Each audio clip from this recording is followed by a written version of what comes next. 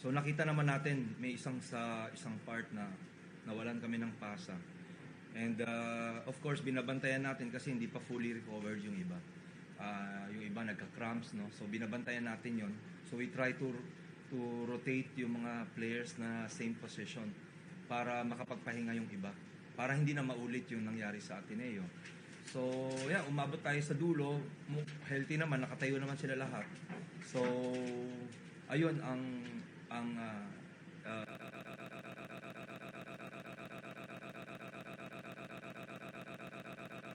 Coach, biggest win so far this season.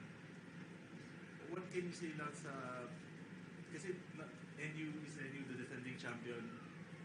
What can you say about the character that the team showed and yung fight back, especially coming from also another type 5 setter previously?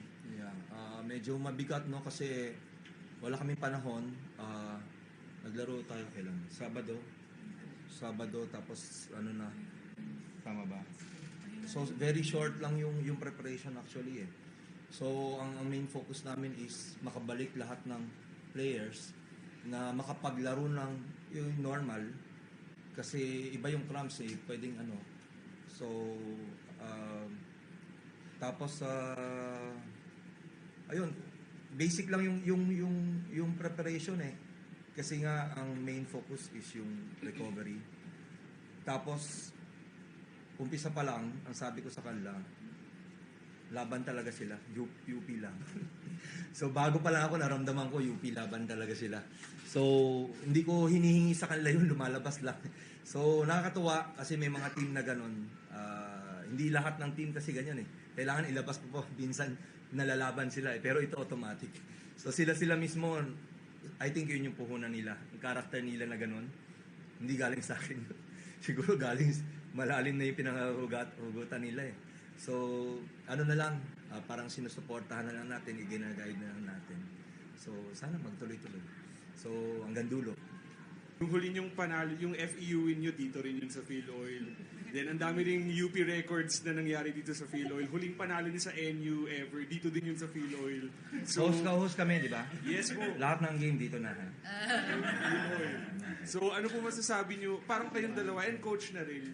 Playing dito sa PhilOil, yung kumbaga mas compact yung venue, mas rinig yung crowd.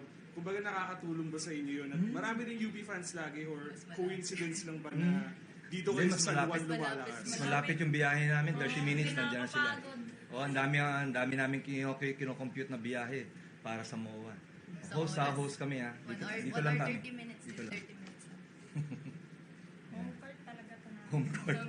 Siguro for Nina na lang din as one of the leaders of the team. Of course, emotions ngayon, no? Pero siguro going into next game, win hungry, kumbaga UE ang kalaban nyo next weekend. Siguro paano na lang mag-refocus kagad yung team na after nitong magandang panalo ay kumbaga tuloy-tuloy na yung team?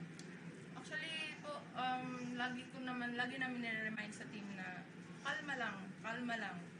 Kung para sa atin talaga to, makakuha natin to. Kung atin to talaga. Parang hindi pwedeng magpadala talaga sa emosyon eh. Lalo na galing sa panalo. Tapos, syempre, mataas yung emotions, paglaro. So, lagi talaga namin nire-remind sa sarili namin na kalma lang guys, kaya natin to. Kaya. Coach, yun nga, next game yun, syempre galing emotional high to, syempre, mabigat tong panalo to. So, ano yung kailangan ninyong gawin para? Syempre, baka mamaya biglang magka-problema sa next match. Eh. What can you say? Anong gagawin nyo para yung hunger para manalo? What can you say? So, well, umpisahan ko na mamaya. Nandito ako sa UEFU. Doon pa lang, umpisa pa lang. Nakabantay na tayo. So, syempre yung first game kasi namin, wala kami information sa UE. So, ngayon, gumagalaw na sila in middle of the season. So, sana mag-iba. Makapaghanda kami ng maayos with the proper information. To the players against UE, although yun nga, UE, kahit yun nga, konti lang siya, pero they're performing well naman, kahit pa paano. So, ano yung mga sabi niyo na against UE para hindi kayo, kasi matindi kong panalo yung nakuha ito eh, Nina and Joanne. Okay, so, yung sa UE na game, Siguro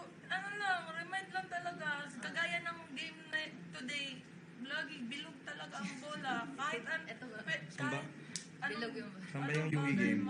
mangyayari Dito ba kami? Ready lang Dito? talaga. Isa lang ba ta? Best na lang yung ball. Mm-mm. Yeah, we'll stick with the game Salbo, plan.